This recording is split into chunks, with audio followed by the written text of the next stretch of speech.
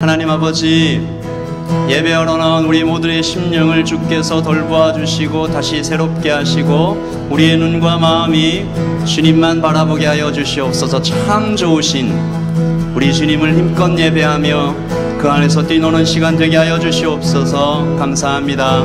예수님의 이름으로 기도합니다. 아멘. 우리 다 함께 자리에서 일어나서요, 찬양할까요? 우리 박수 치면서 찬양할 텐데요, 아마 처음 불러보시는 분 계실 텐데 곡을 같이 배워보면서 찬양할까요? 주 날 구원했으니 어찌 잠잠하리, 기쁨의 찬송 드리리. 주 내 죄 사했으니 어찌 잠잠하리, 기쁨의 경배 드리리. 우리 한 번 더요. 주 날 구원했으니 어찌 잠잠하리, 기쁨의 찬송 드리리. 주 내 죄 사했으니 어찌 잠잠하리, 기쁨의 경배 드리리. 주를 향한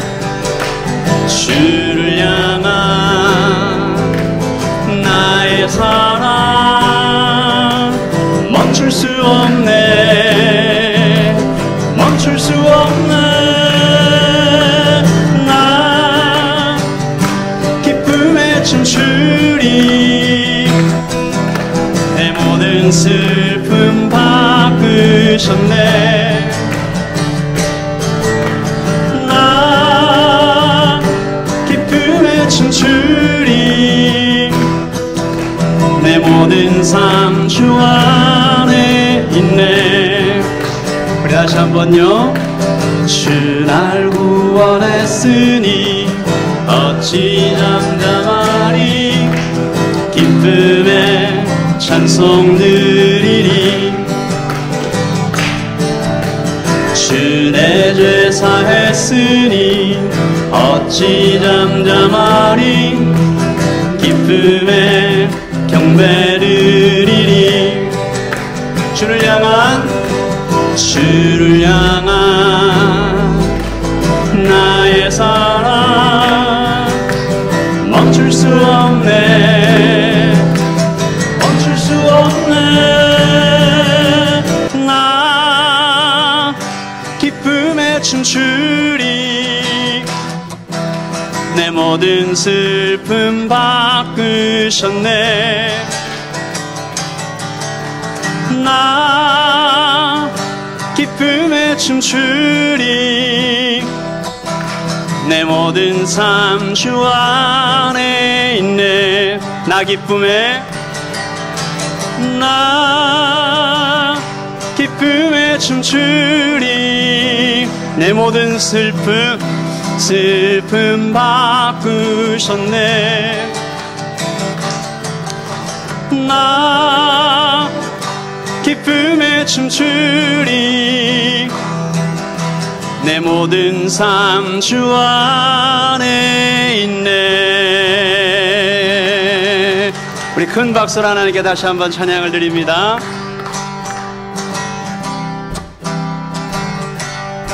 슬픈 마음 있는 사람, 슬픈 마음 있는 사람, 예수 이름 믿으며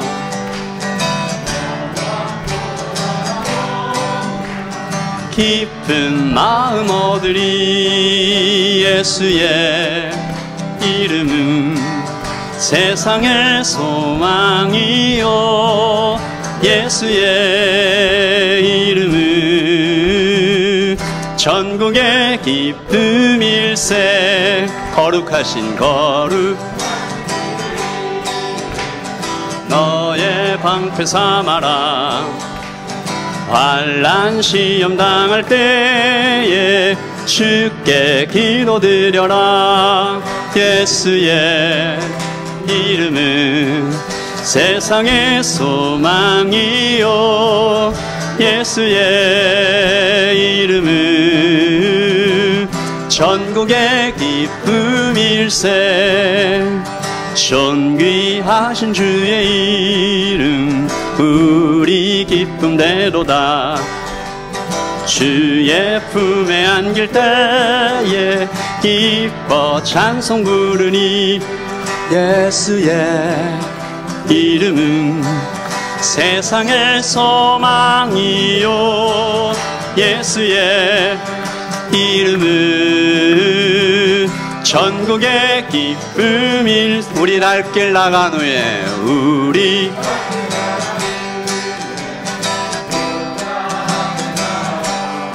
아멘.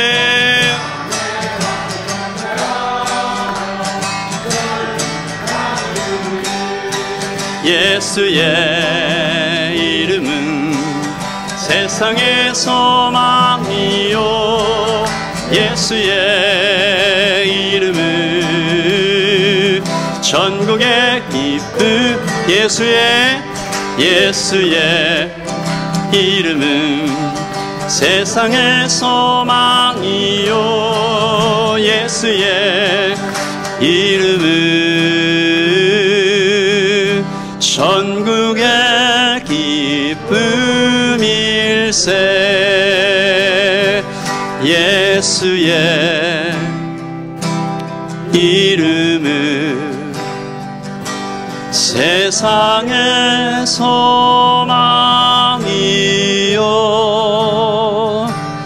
예수의 이름은 전국의 기쁨일세.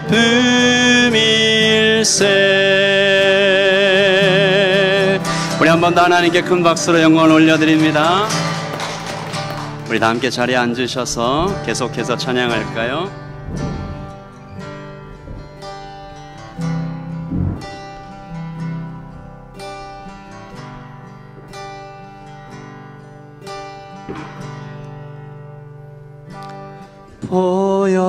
보여지는 예배 아니 마음으로 드리는 예배, 노래하는 찬양보다 삶으로 고백되는 예배, 나를 위한 예배하니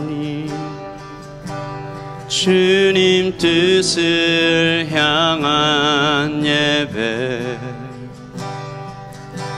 내 맘과 정성 다하여서 주 앞에 드려지는 예배,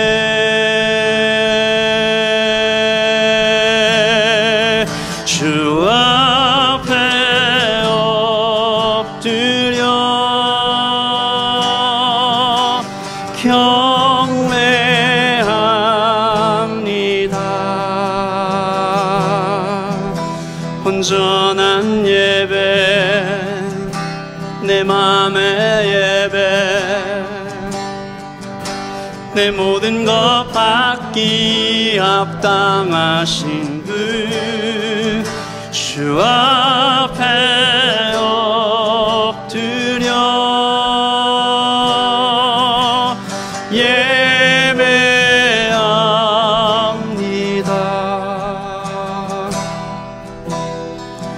모든 삶, 나의 모든 뜻,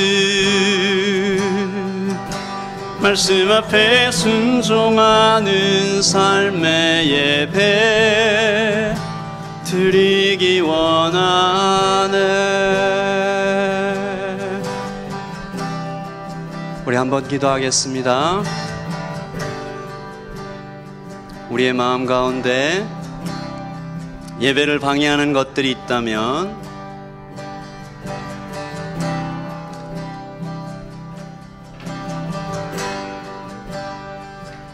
살아계신 하나님을 바라보게 하는 것과 예수 그리스도 안에서 충만한 생명을 누리게 하는 것과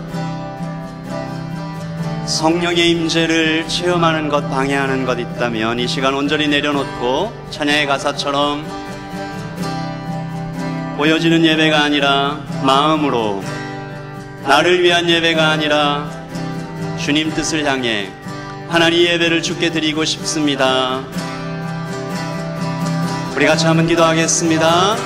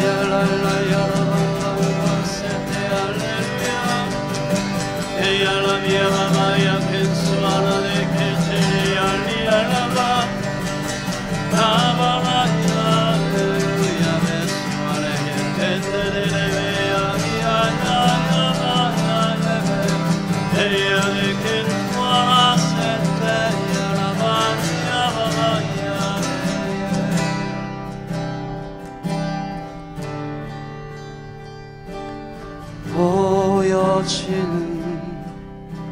예배 아닌 마음으로 드리는 예배, 노래하는 찬양보다 삶으로 도백되는 예배, 나를 위한 예배 아닌 주님 뜻을 향한 예배, 내 마음과 정성 다하여서 주 앞에 드려지는 예배,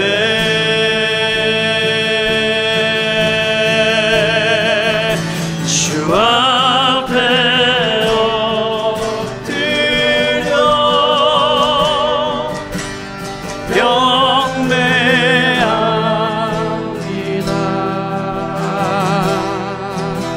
온전한 예배, 내 맘의 예배, 내 모든 것 받기 합당하신 분,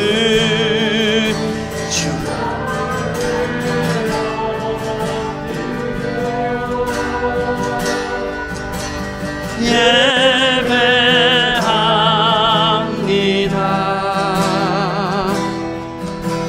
나의 모든 삶, 나의 모든 뜻,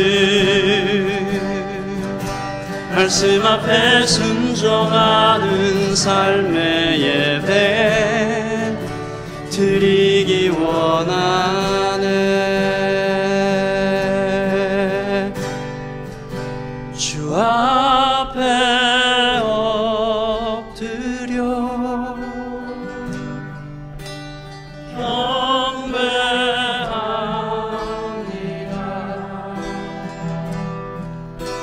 온전한 예배, 내 맘의 예배,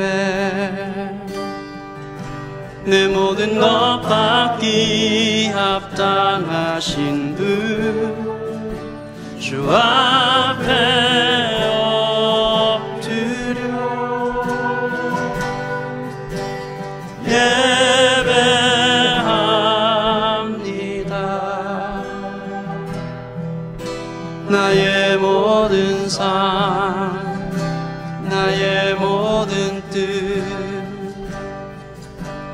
말씀 앞에 순종하는 삶의 예배 드리기 원하네. 우리 시간 기도하고 계속해서 말씀을 듣고 말씀을 새기는 예배로 이어지기를 원하면서 우리 시간 말씀을 듣는 우리의 마음을 준비시켜 달라고 우리 같이 기도하겠습니다.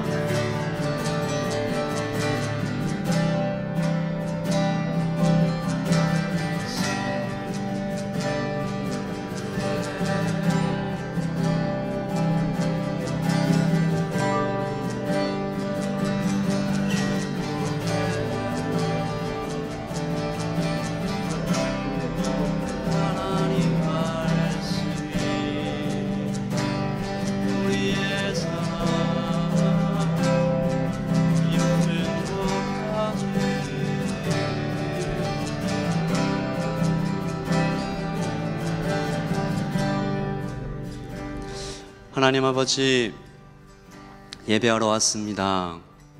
주님, 부족하고 연약한 모습들 주께서 다 아시오니 하나님 이 시간 예배드리는 우리의 심령을 다시 한번 붙잡아 주시고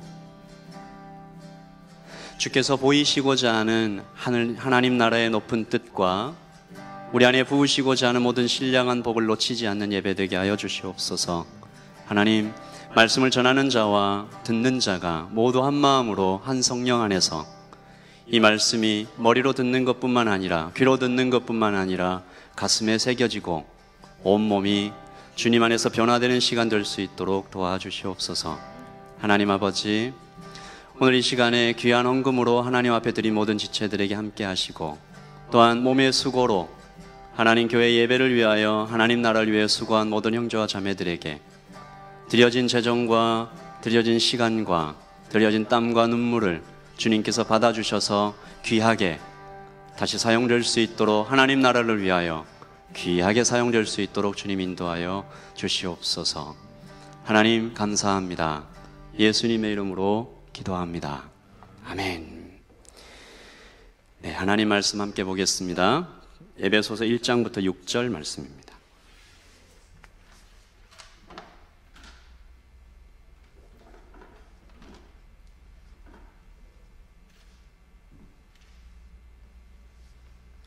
우리 에베소서 1장 1절부터 6절까지 말씀을 저와 여러분이 교독하도록 하겠습니다. 제가 1절을 읽습니다. 하나님의 뜻으로 말미암아 그리스도 예수의 사도된 바울은 에베소에 있는 성도들과 그리스도 예수 안에 있는 신실한 자들에게 편지하노니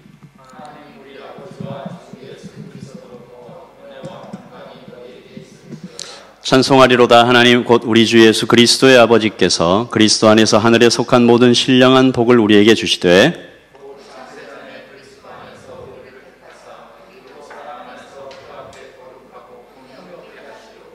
그 기쁘신 뜻대로 우리를 예정하사 예수 그리스도로 말미암아 자기의 아들들이 되게 하셨으니 이는 그가 사랑하시는 자 안에서 우리에게 거저 주시는 바 그의 은혜의 영광을 찬송하게 하려는 것이라. 아멘.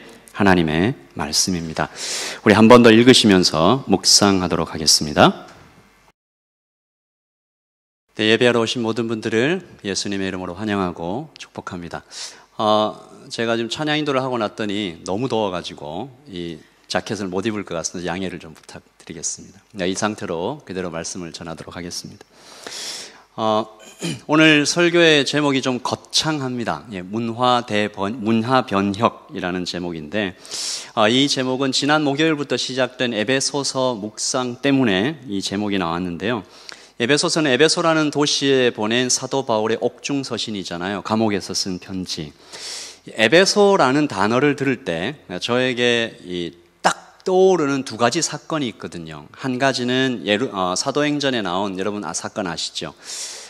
사도 바울이 예루살렘으로 올라가기 전에 에베소의 장로들과 이별하는 장면, 이렇게 끌어안고 막 울면서 나의 달려갈 길과 주 예수께 받은 사명, 이 말씀을 전하면서 이게 같이 통곡하는 그 장면, 그 사도의 모습이 저에게 언제나 다시 사명을 생각하게 하고요. 그리고 또 하나는 오늘 설교 제목이 나오게 된 배경, 문화 변혁에 대한 이야기입니다. 여러분이 문화라는 말을 들을 때 여러분에게 어떤 이미지가 떠오르시는지 모르겠지만, 문화는 크게는 국가와 도시, 작게는 가정 같은 공동체 안에서 이렇게 자연스럽게 녹아있는 생활 습관, 생각, 행동, 패턴. 문화는 마치 공기와 같아서 평소에는 잘 느끼지 못하다가 공기가 없어지면 굉장히 불편해지는, 물속에 빠지면 다른 문화가 들어오면 크게 불편해집니다. 예를 들면 제가 한국과 일본의 문화 중에 아주 많이 다른 것 하나를 제가 들은 게 있어서, 한국에서는 방에 앉아 있다가 굉장히 특별한 손님이 오시면 어떻게 해요? 일어섭니다. 일어서서 손님을 맞죠. 일본에서는요, 꿇어 앉습니다. 꿇어 앉아서 그분이 오실 때 굉장히 이분이 높은 분이다 이렇게 하는 거죠. 그러면 한국에서 자란 예의 바른 사람이 일본에 가서 살 때 어떤 일이 일어날까요? 중요한 손님이 오셨어요. 일어나요. 어떻게 됩니까? 의도치 않게 아주 버릇없는 사람이 되어버리는 거죠. 그러니까 문화가 다르면 함께 살기가 참 어려워집니다.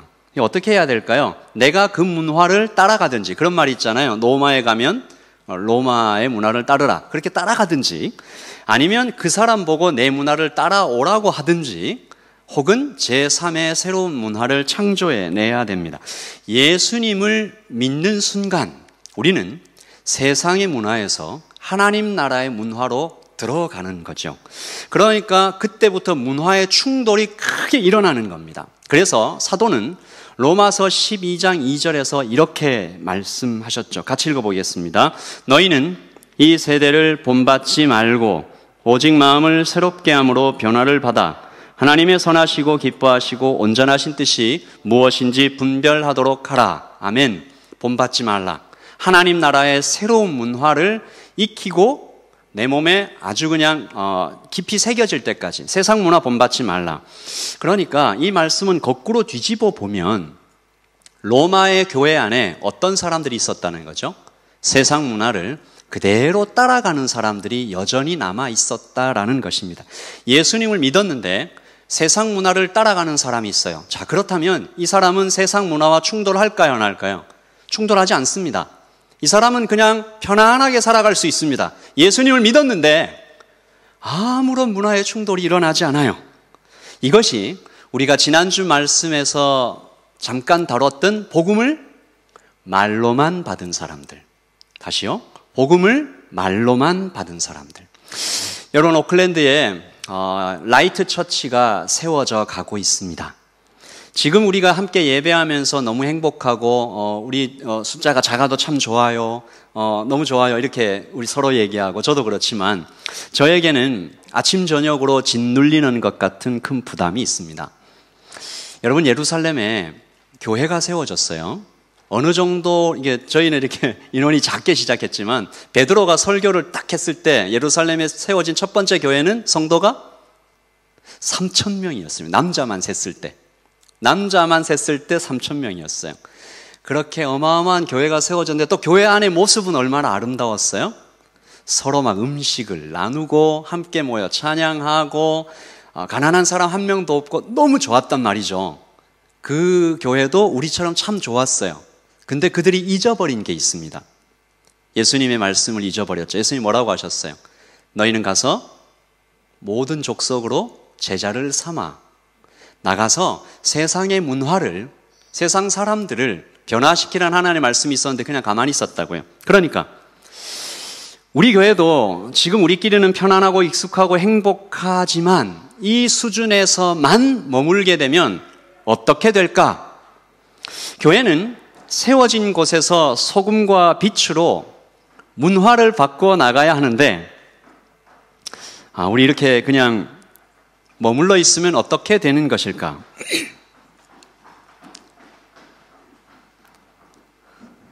네. 우리 또 개척교회니까 예배 중간에 이렇게 잠깐 쉬기도 하고 그렇습니다. 잠깐 쉬기도 하고, 예, 새로운 분이 오시면 이렇게 인사도 하고 그렇게 합니다.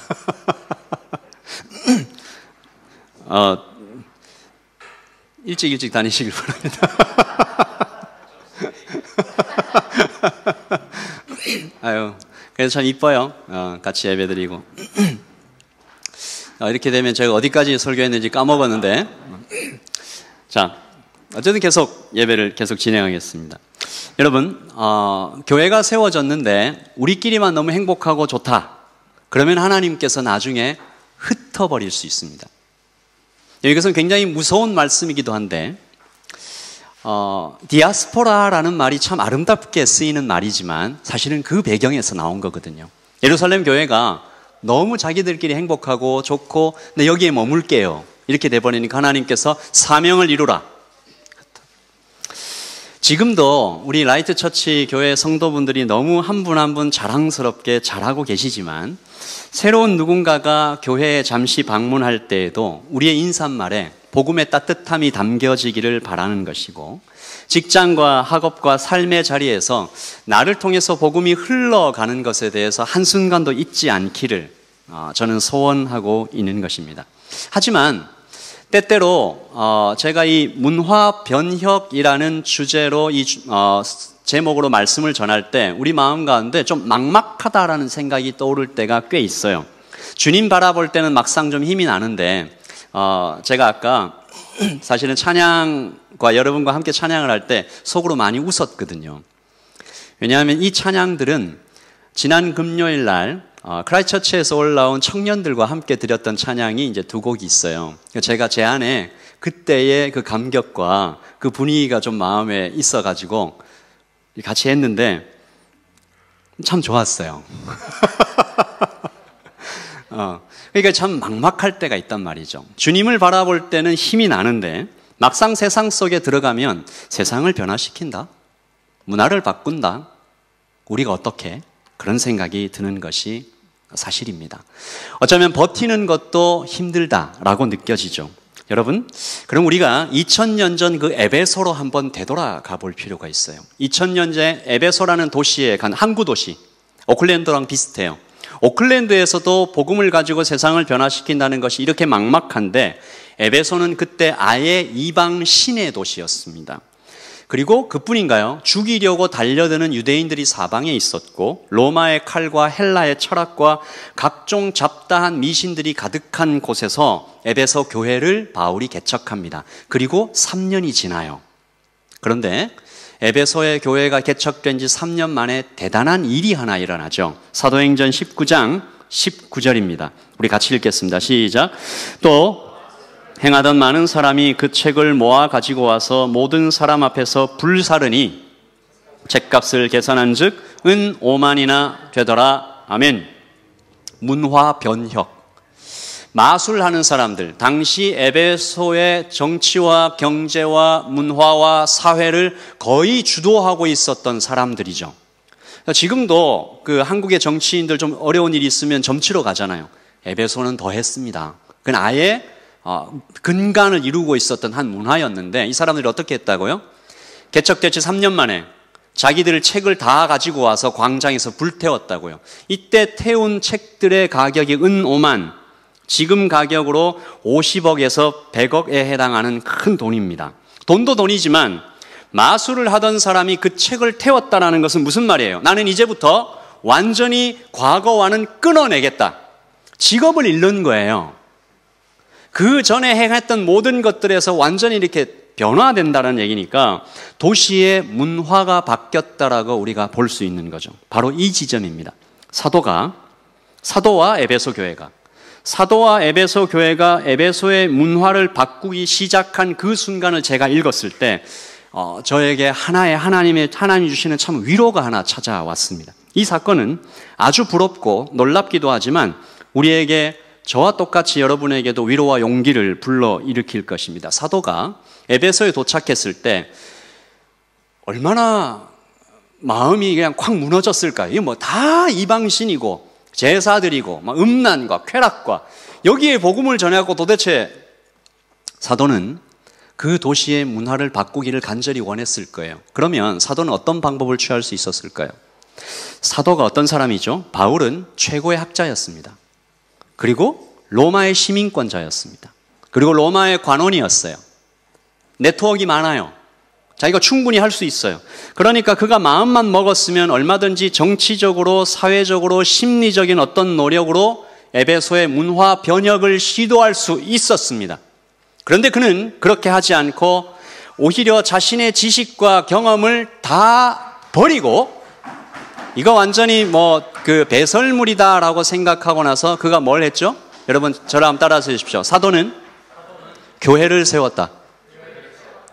사도는 교회를 세웠습니다. 다시 말해서 할 수 있는 것이 그것밖에 없어서가 아니라 가장 좋은 방법, 가장 유일한, 거의 유일한 방법이라고 믿었기 때문에 사도는 교회를 세운 것이죠. 예수님께서 바로 그렇게 하셨습니다. 예수님께서 한참 인기가 이렇게 치솟을 때는 예수님 뭐까지 하실 수 있었을까요? 로마를 뒤집어 엎을 수 있었습니다.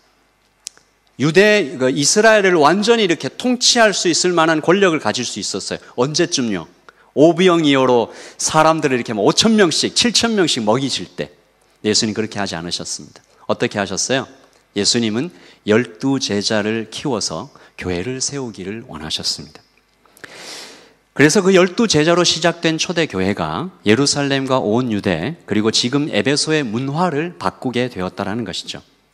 그리고 오늘 저희가 읽은 말씀에도 기가 막힌 이 문화 변혁의 한 증거가 있는데 우리 2절 말씀 같이 읽겠습니다. 시작. 하나님 우리 아버지와 주 예수 그리스도로부터 은혜와 평강이 너희에게 있을지어다. 아멘. 여러분 이 말씀이 누구한테 전해진 거죠? 누구한테 쓴 편지죠?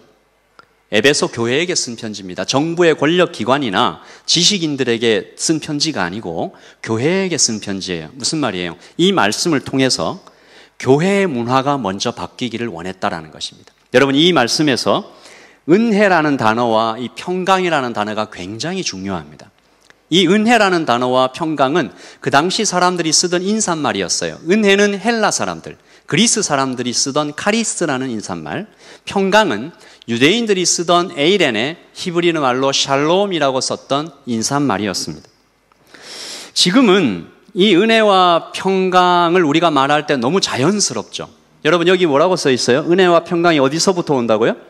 하나님 우리 아버지와 주 예수 그리스도로부터 온다. 근데 당시에는 이 말이 교회 안에서도 그리고 세상에서도 굉장히 이상한 말이었습니다. 잘 들어보세요. 은혜는 헬라어로 카리스, 그리스 신화에 나오는 세 명의 여신에게서 나온 말인데 이 세 명의 여신을 다 합쳐서 카리테스라고 부릅니다. 이 세 명의 여신은 기쁨의 여신 유프로시네, 미의 여신 아글라이아, 풍요의 여신 탈리아, 이 세 여신이 완벽한 조화를 이루어서 한 여신을 섬기는데 이 여신이 최고의 여신 아프로디테입니다. 그러니까 이 세 여신이 아프로디테를 섬기면서 최고신과 그리고 이 세 여신과 사람에게 이 완벽한 조화를 이루면서 그 여신을 바라보는 사람에게 뭘 준다는 거죠? 기쁨과 아름다움과 풍요를 선물해 준다. 근데 그 다음에 또 재미있는 일이 있는데 그리스 신화에 보면 이 세 여신이 각각 결혼을 해요. 인간과. 근데 추남과 결혼했다 이렇게 되어 있습니다. 굉장히 볼품없는 남자들과. 그래서 그때 나온 말이 카리스. 완벽한 여신과 결혼한 과분한 대접, 즉 은혜를 받았다라는 의미로 이 카리스를 사용하게 됐죠. 헬라인들은 서로 카리스라고 서로 인사하면서 당신에게도 그런 신의 은총, 기쁨, 아름다움과 풍요가 자격이 없지만 과분한 대접으로 신에게서 내려오기를 원합니다라고 서로 인사를 주고받았다라는 거죠. 사도가 이 단어를 바꾼 겁니다. 저는 이 사도의 접근법이 너무 좋아요. 이렇게 얘기할 수도 있잖아요. 헬라인들이요, 카리스 그런 거 아무 필요 없어 라고 말하지 않았습니다. 그는 이렇게 얘기한 거예요. 더 높은 것이 있습니다. 은혜라는 것은 그 정도에서 머무는 것이 아닙니다. 여신이 추남과 결혼해서 기쁨과 아름다움과 풍요를 선물하는 것, 그 정도 수준을 은혜라고 말하면 안 됩니다. 은혜는 최고신 하나님께서 직접 나를 위해 이 땅에 오셔서 대신 그 몸을 죽임으로써 나를 살리는 그것을 은혜라고 말합니다. 이것이 인간이 누릴 수 있는 최고의 은혜입니다. 그러므로 예수 그리스도야말로 감히 받지 못할 넘치는 은혜, undeserved, 우리가 감히 자격 없는 이것이 진짜 카리스입니다 라고 말하기 시작한 거예요. 평강도 마찬가지입니다. 평강은 히브리어로 샬롬, 당시 사회에서 두 개의 샬롬이 있었어요. 하나는 팍스 로마나. 뭐예요? 힘으로 로마 사람들이. 평화는 어디에서 온다? 힘에서 온다. 그래서 막 주변 나라들 이렇게 다 정복하고, 근데 이게요, 현실로 증명된 주장이었어요. 로마는 초대 황제 아우구스투스 때, 즉 BC 27년부터 AD 180년까지 200년 동안 힘에 의한 평화를 누렸습니다. 그러니까 어딜 가도 얘기할 수 있는 거죠. 팍스 로마나, 이게 진짜야. 유대인들의 샬롬도 좀 비슷했어요. 전쟁이 없는 평화를 누렸습니다. 유대인들이 전쟁을 너무 많이 겪었어요. 어제 그 새가족 공부를 하면서도 비슷한 얘기를 했는데, 유대인들이 고생 그런 고생이 없습니다. 제가 유대인들의 역사를 읽을 때 참 가슴 아팠던 한 장면이, 안티오쿠스 에피파네스라는 어떤 황제가, 로마의 황제가 유대인들에게 본때를 보여준다고 예루살렘으로 들어오는 길가에 십자가 2000개를 세워가지고 사람들을 처형합니다. 그게 유대인들이 겪었던 비참이었어요. 그러니까 유대인들이 샬롬이라고 얘기할 때는 그런 전쟁 없는, 그런 압제 없는 그런 평화를 원했다라는 것이죠. 사도가 이 단어도 바꿉니다. 아니다. 평화는 그런 것이 아니다. 평화는 전쟁이 없을 때만 오는 게 아니다. 배부를 때, 문제가 없을 때에만 오는 것이 평화가 아니다. 평화는, 진짜 평화는 외부의 상황과 관계없이 비가 오나 눈이 오나 몸이 아프나 건강하나 사업이 잘 되나 어려울 때나 아무 상관없이 내 안에서 강력하게 하늘로부터 내려오는 그 평화가 진짜 평화다. 예수 그리스도 안에 있을 때 당신은 바로 그 평화를 누리게 된다 라고 말하는 것이 바로 에베소서 1장 2절, 하나님 아버지와 주 예수 그리스도로부터 카리스와 샬롬이 너에게 있을지어다. 기가 막히죠. 사도가 지금 세상의 문화를, 세상의 단어를 복음의 단어로, 하나님의 단어로 바꾸고 있는 것입니다. 이런 게 문화 변혁이에요. 세상의 인사를 가져와서 하늘의 것으로 업그레이드하는 거죠. 복음 안에서 새롭게 창조하고 있는 것입니다. 사도는 교회를 세움으로 이 문화 변혁을 시도하고 있는 것이죠. 지난 5월 말 라이트 처치의 첫 예배를 드리면서 하나님께 많이 질문했습니다. 제가 하나님께 가장 많이 질문했던 질문이 이거였어요. 하나님, 오클랜드에 교회가 또 필요합니까? 하나님, 오클랜드에 한인교회가 또 필요합니까? 교회 많잖아요. 하나님께서 이렇게 대답해 주셨습니다. 오염된 강에 맑은 물이 많이 들어오면 많이 들어올수록 좋은 것처럼 좋은 교회는 많으면 많을수록 좋다. 좋은 교회는 많으면 많을수록 좋다. 좋은 교회를 세우면 교회를 통해 하나님께서 일하시는데 하나님께서 그 도시를 아름답게 하시고 아이들은 행복해지고 부부는 화목해지고 땅이 회복되고 자연이 되살아나는 일이 생길 것이다. 그래서 제가 그 하나님의 말씀을 듣고 좋은 교회를 세우기 원합니다. 주님이 기뻐하시는 교회를 세워나가기를 원합니다. 하나님, 라이트 처치부터 시작해서 아주 작은 것부터라도 세상의 문화를 조금씩 바꾸어 나가는 거룩한 일들이 생기기를 원합니다. 라고 기도했습니다. 오늘 우리가 그 꿈을 함께 품고 에베소서 1장에 나오는 좋은 교회, 에베소 교회를 살펴보기를 원하는데요. 우리도 이런 교회 되게 해달라고 기도하는 것입니다. 오늘 말씀에 나타난 좋은 교회는 이런 모습입니다. 시작. 에베소에서 하나님의 양자가 되어 오직 주만 찬송하는 교회. 다시 한번요. 에베소에서 하나님의 양자가 되어 오직 주만 찬송하는 교회. 아멘. 첫 번째, 에베소에서 사도는 성도들을 부릅니다. 두 가지 이름으로 불러요. 그리고 그 이름의 이유도 밝힙니다. 1장 1절 시작. 하나님의 뜻으로 말미암아 그리스도 예수의 사도된 바울은 에베소에 있는 성도들과 그리스도 예수 안에 있는 신실한 자들에게 편지하노니. 아멘. 사도가 성도들을 두 이름으로 부르죠. 첫 번째 이름 에베소에 있는 성도들, 두 번째 이름 예수 안에 있는 신실한 자들. 그리고 이 두 개의 이름을 사도가 자기를 소개하는 자리로 높이 올려 초대합니다. 너희들은 하나님의 뜻으로 말미암아 된 사람들이다. 정리하면 사도가 이렇게 얘기한 겁니다. 에베소 교인들이여, 그대들도 나와 같이 하나님의 뜻으로 말미암아 에베소에서 성도와 교회로 부름을 받았어. 우연이 아니요. 하나님께서 그대들을 에베소로, 오클랜드로 보내신 것이요. 그대들 때문에 에베소에 하나님의 불이 켜졌어. 오클랜드에 라이트가 밝혀졌어. 빛은 비록 작아도 대체할 수 없는 것처럼 어둠의 정복자, 그대들을 그 자리에 두어 우리 주님은 도시의 어둠을 밝히기를 원하십니다. 그대들은 에베소의 빛, 오클랜드의 빛이요. 그리고 사도는 두 번째 이름 그리스도 예수 안에 있는 신실한 자들을 통해서 그들을 격려합니다. 그대들은 외롭지 않다. 이때 사도가 로마의 감옥에 있었어요. 성도들은 에베소에 있죠. 물리적으로 굉장히 떨어진 곳에 있습니다. 그런데 사실 똑같은 곳에 있다. 어디에 있습니까? 그리스도 예수 안. 저를 따라서 하실까요? 그리스도 예수 안.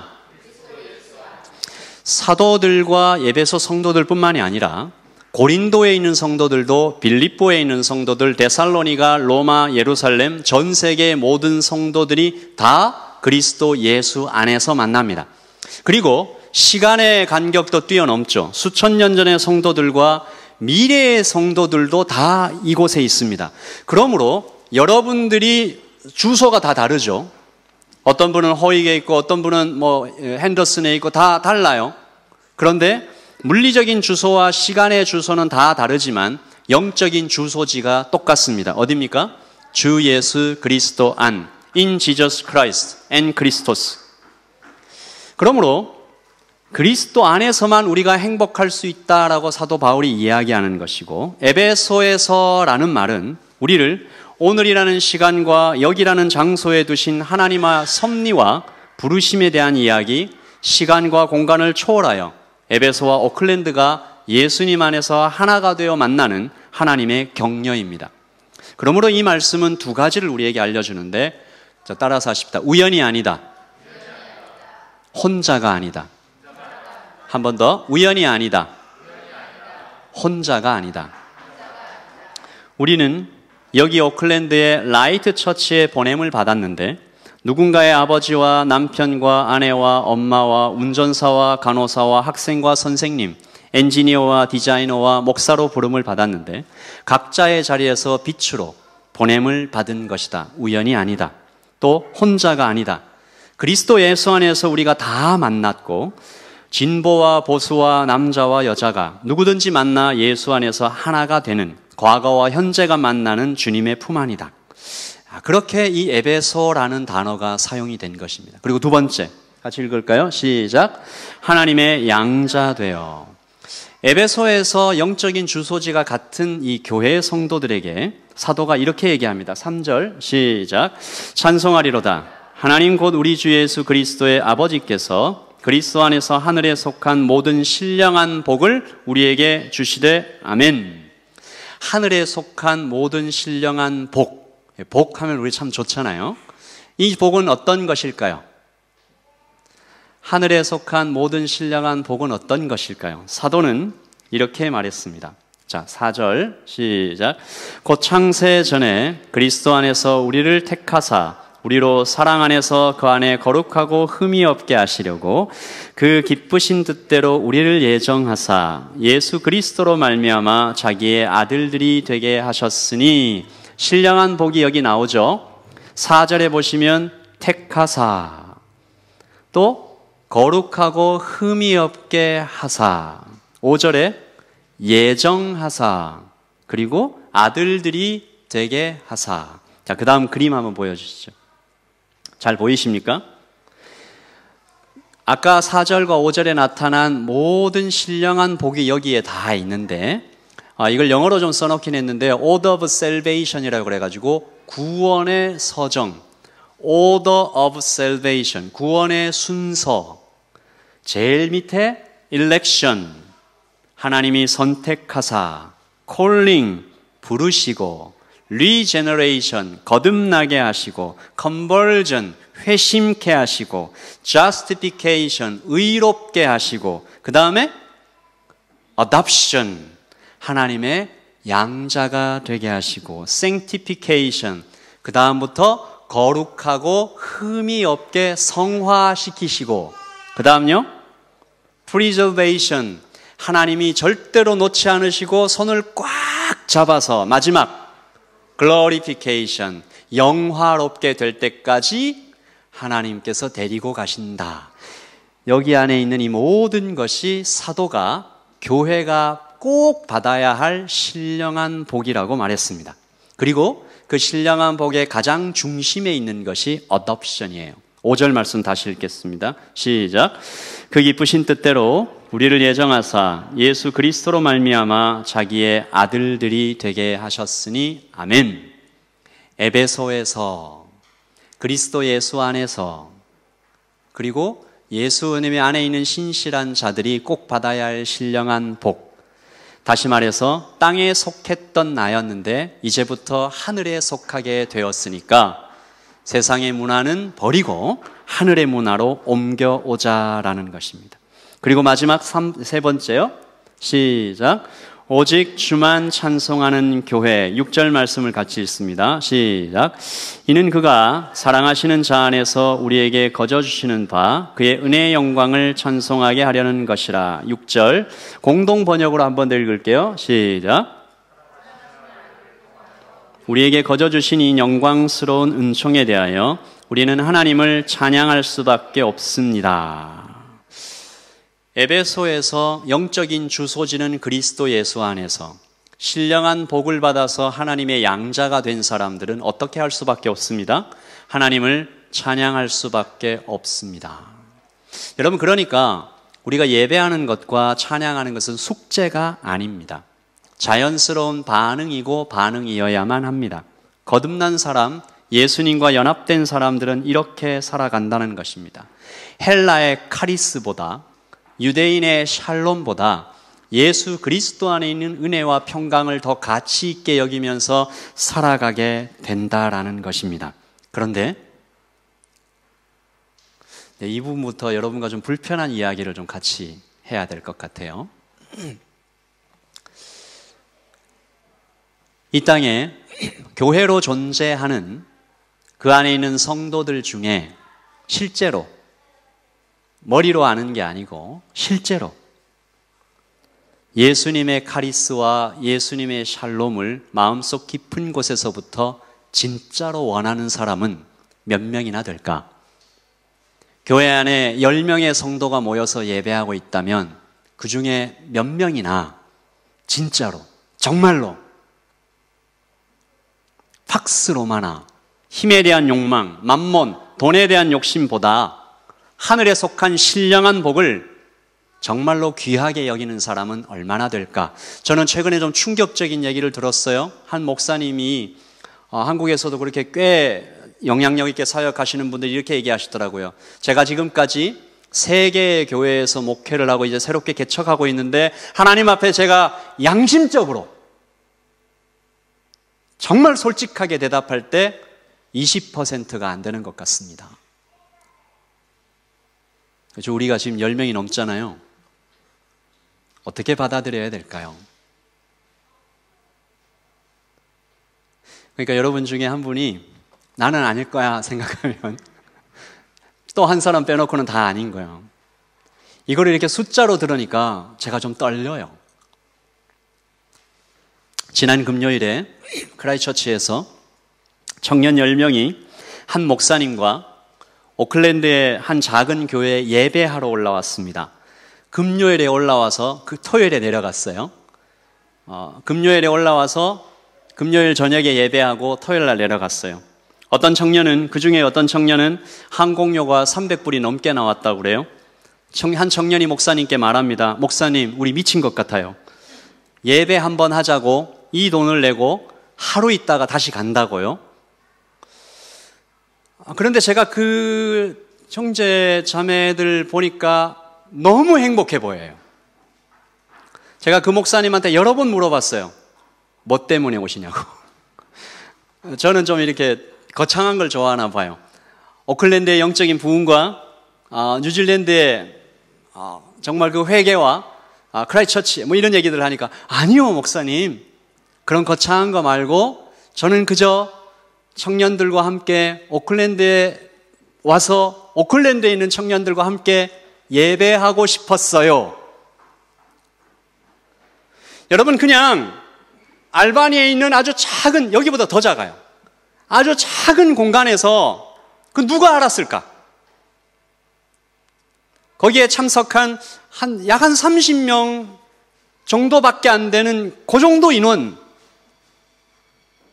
10명이 오클랜드 크라이처치에서 올라오고 오클랜드에서 많이 오지도 않았어요. 한 20명 정도 같이 와서 예배하는 1시간 반 남짓한 그 시간, 누가 알았을까? 무슨 의미가 있을까? 하나님이 아셨겠죠. 헬라의 카리스보다 예수 그리스도의 은혜가 더 귀하다.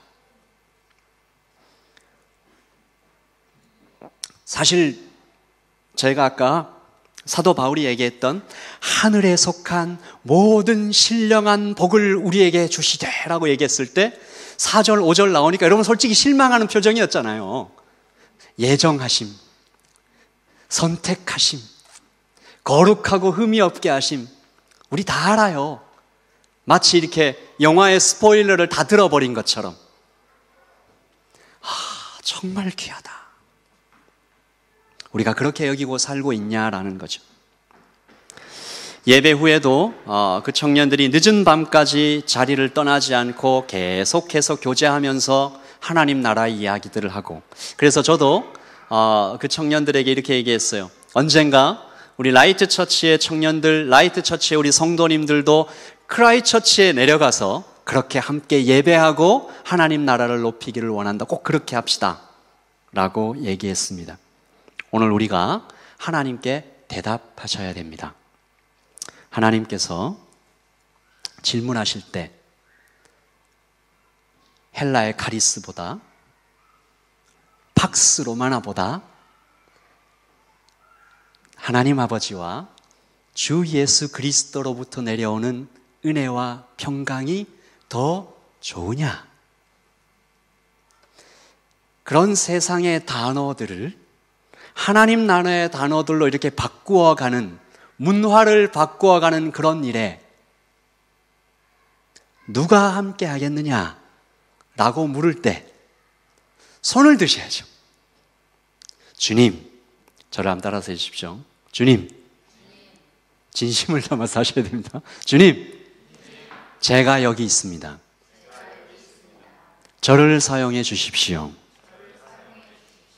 여기 오클랜드에 라이트 처치가 있습니다. 하나님의 아들과 딸이 있습니다. 돈과 명예보다, 힘이나 쾌락보다 주님의 은혜가, 주님의 평강이 더 귀합니다. 사랑합니다. 제가 여기 있습니다. 아멘이십니까?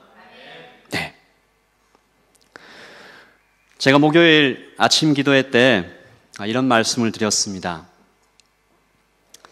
예수님 당시의 인사말이 카리스와 샬롬이었다면 요즘 우리가 하는 인사말들은 뭘까? 우리 키위들은 굿모닝 이렇게 하는데, 한국 생각을 해봤어요. 한국에 옛날에 어려웠을 때는 뭐라고 인사했습니까?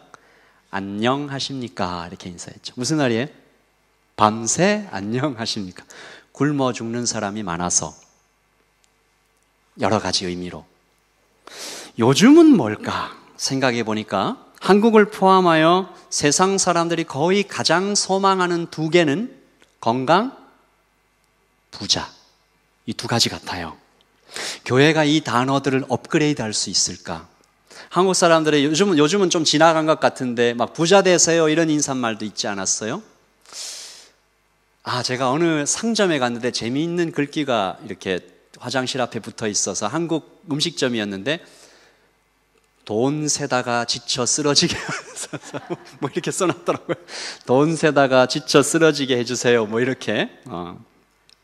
여러분, 진짜 건강과 진짜 부자가 무엇인지 보여줄 수 있는 교회가 될 수 있지 않을까?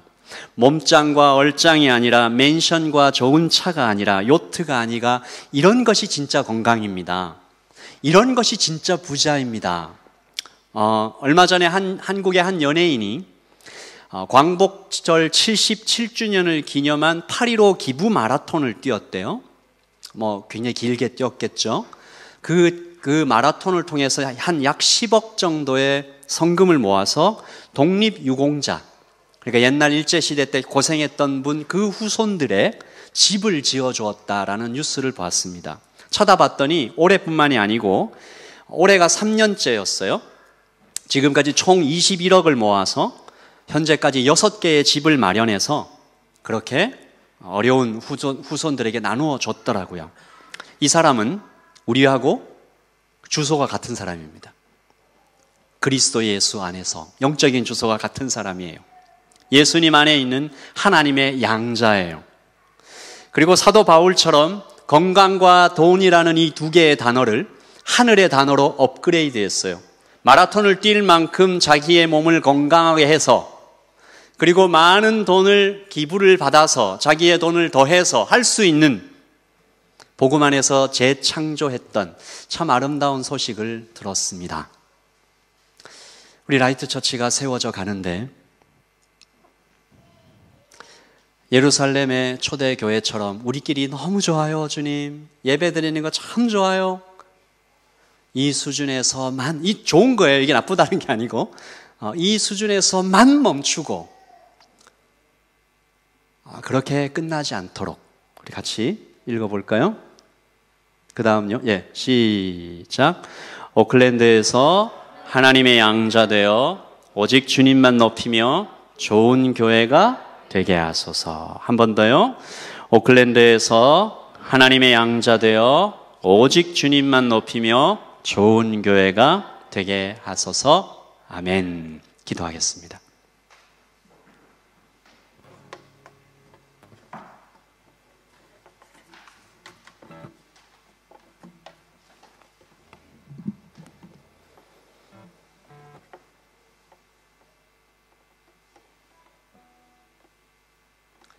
우리 마음 안에 있는 단어들이 바뀌어지게 해달라고.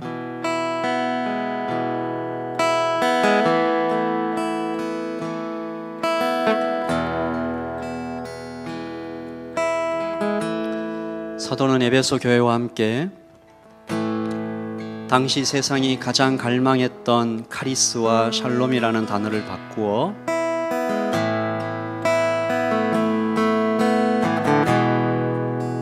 지금 오클랜드에서 가장 갈망하는 단어가 안전과 돈과 하나님 교회 안에서 먼저 바뀌게 해주세요. 우리 가정에서 먼저 바뀌게 해주세요. 우리끼리 행복하고 좋은 것으로 끝나지 않게 해주세요. 그렇게 한번 기도하겠습니다.